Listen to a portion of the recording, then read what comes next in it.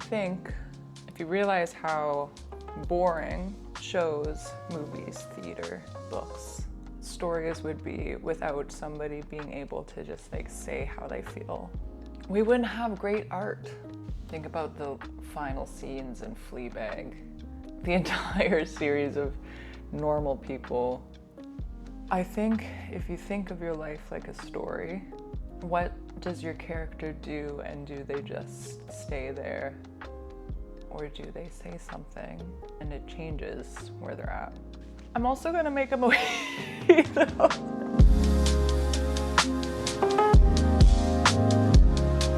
I've got all the things here. I bought this. When I started the channel, I was like, I'm gonna show people how I like animate or design stuff or paint, how I make music.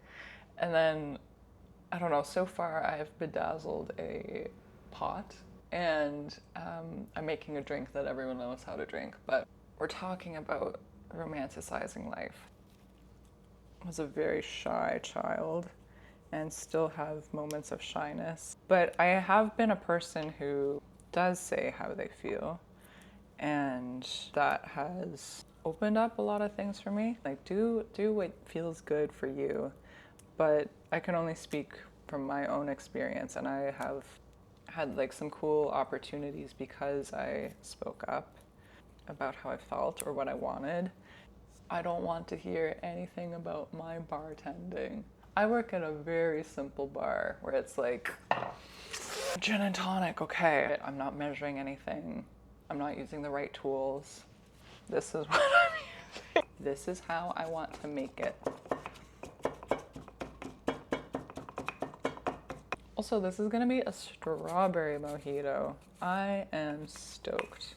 I think if you see your life like a movie or a story, it can actually give you a lot of bravery. Before I'm about to make a move with someone, like romantically, when I know the vibe is right, I think that's a big thing about this video is like, if somebody gives you a boundary, respect the boundary. Just always be respectful, I think. I hope that that's understood in this video, that say how you feel respectfully. Anyway, I grew up in a jar household.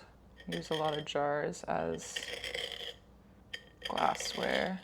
Oh, this is gonna be so good. Yeah, I sometimes put myself in like a character's shoes, like a more confident version of myself when I am about to make the first move, or say like, okay, where are we at? And it is very hard. It's not comfortable all the time, but it can really work out sometimes. And even when it doesn't work out, say, and I'm thinking of it right now in a romantic sense, if it doesn't work out, you're not left wondering, and you can just, now you have that information and you can keep going. Now it's like, okay, my time is free to visit with friends or like work on my own art or pursue this career goal. Yes, it is really hard if you like put yourself out there and it doesn't work, but I've never regretted it. And times where somebody has put themselves out there in front of me, I was like, that's very attractive and very brave and cool. This is my club soda. This is such a YouTube thing of like pouring things into nice glasses and then putting it in. I don't usually make things this way. Sure, okay. Oh, I also have simple syrup, which is in this little bottle. Hi, Han. Han is here with me today. I remind you to not say anything about how I'm making the drink. Unless it's good, unless you're like, wow, I like the way you do your own thing. Hi, little guy. Okay, we got some white rum. I've strawberry lemonade ice cubes that I'm going to put in this eventually. I'm just gonna, yeah, it's attractive when somebody tells you how they feel, and I think honesty is just like the way to go. So many times I've like in my life I've like replayed imaginary conversations in my head, and I know that sounds not healthy, and it's not. And I think that's part of the reason why just like have the conversation with the person, because you can't predict exactly what they're going to say. They might have like another idea about it. They might be also interested, or it might not be the right time, or maybe they've been thinking about talking to you as well. So yeah, I think this idea that you have control over the entire situation is not a healthy one. So it's like, just put yourself out there. Put yourself out there. That looks quite nice. It's gonna look so nice with the pink ice cubes. Let's just give it a little stir. Let's see where it's at right now.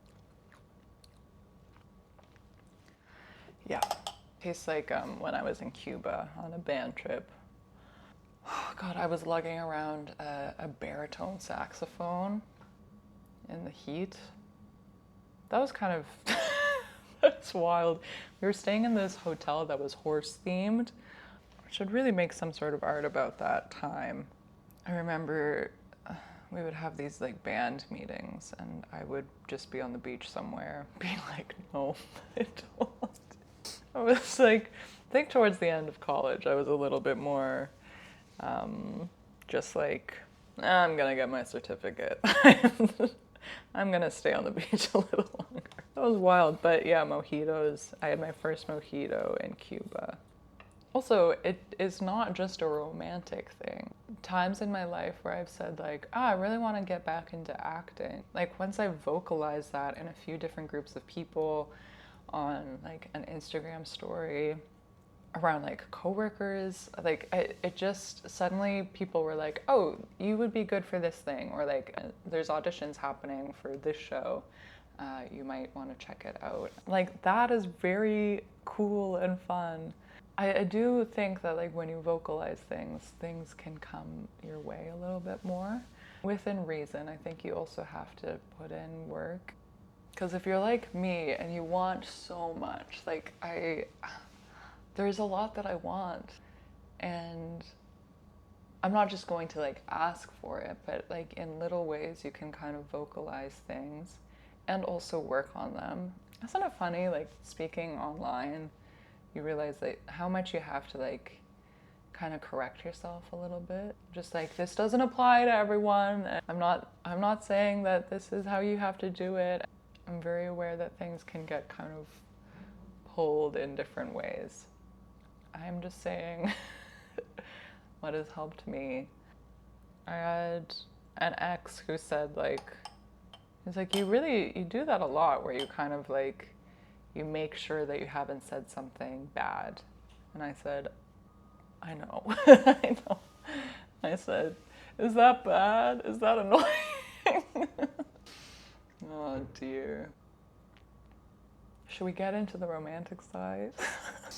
I'm shy, but I'm also really not. I really do tell people what I feel when I feel it, and I hope not in an abrasive way or like I'm not trying to be like main character energy. One of my exes, she told me, she said, you have really intense main character energy. I said, thank you. Thank you. Hope she's well. Like, shouldn't you be the main character in your story? Take care of people, be kind to people. Like, don't take it too far, but like, I don't know. If you're the main character in your story, is that okay? I think that really affected me when she said that. Okay, I'm gonna get ice cubes and then let's get into romance, I guess. This is exactly what I wanted, is ice cubes that were kind of almost done, but slushy.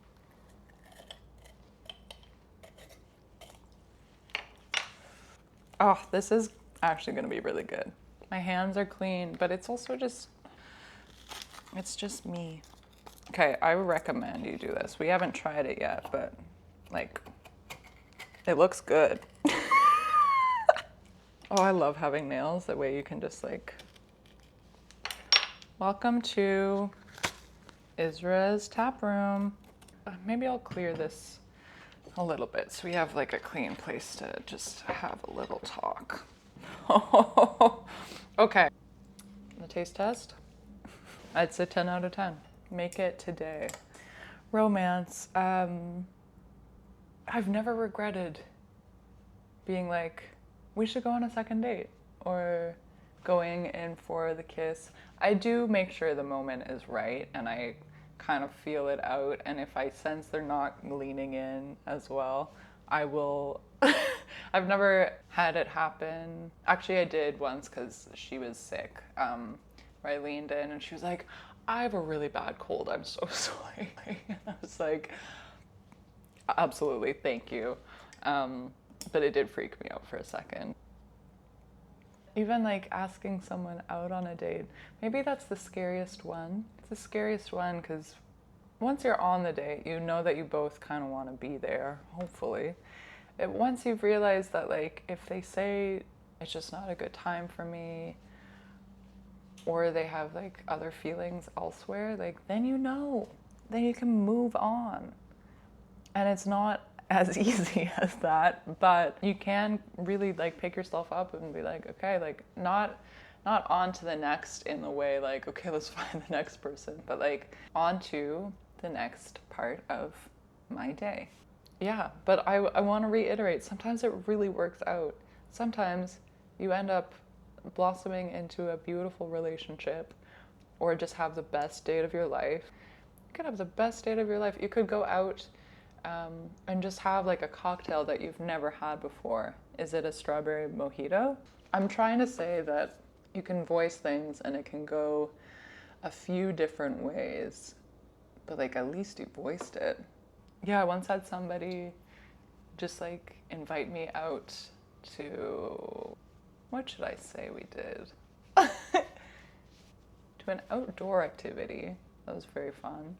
At an obscure time of day, and I was like, oh, amazing, because I always had this like secret crush and everything. Usually I'm used to making the first move, so it was like so attractive to have somebody be like, should we just hang out tonight? And I was like, yeah. Yeah. We had like such a great time, and it like didn't turn into anything more than that, but we had like a lovely time. Just we went swimming. That's what it was. Fun and scary because I hate cold water. Look at her. We should give her a new name. What's a good name for this? It sucks when it doesn't go the right way. But it's also kind of beautiful. To feel all of that and to tell someone is like, that's a pretty beautiful moment in your life. If you do zoom out and think of your life as a movie or a story, like you put yourself completely out there. And that's just part of lore, I guess. I'm very into seeing life as a narrative and everything. I think just tell them, use judgment as well, obviously. I don't know. I think go for it. Go for it. See what happens. That's so exciting. See what happens. And it is so much easier said than done, but I don't know, there's a lot of magic in just saying what you feel. There's a book called The Happiness Trap. It's very much helped me kind of reframe the goal of happiness. And yes, that is like a beautiful byproduct of life. We all want happiness, but like a lot of the book is about living a fulfilling life, experiencing like all the emotions there are. And then joy just is like this extra little perk that can sometimes happen. So if you think of living a fulfilling life, voicing what you feel, what you need, what you want in a respectful way, is like leading towards that fulfilling life. Because it could end in a sad way, or it could end in an extremely joyful way. And like either way, you are experiencing life like fully. And I don't experience life fully every day. I spent a morning watching HBO and eating a mediocre salad, and that was my morning. But life can be so lovely sometimes, even when it's beautifully sad, I guess.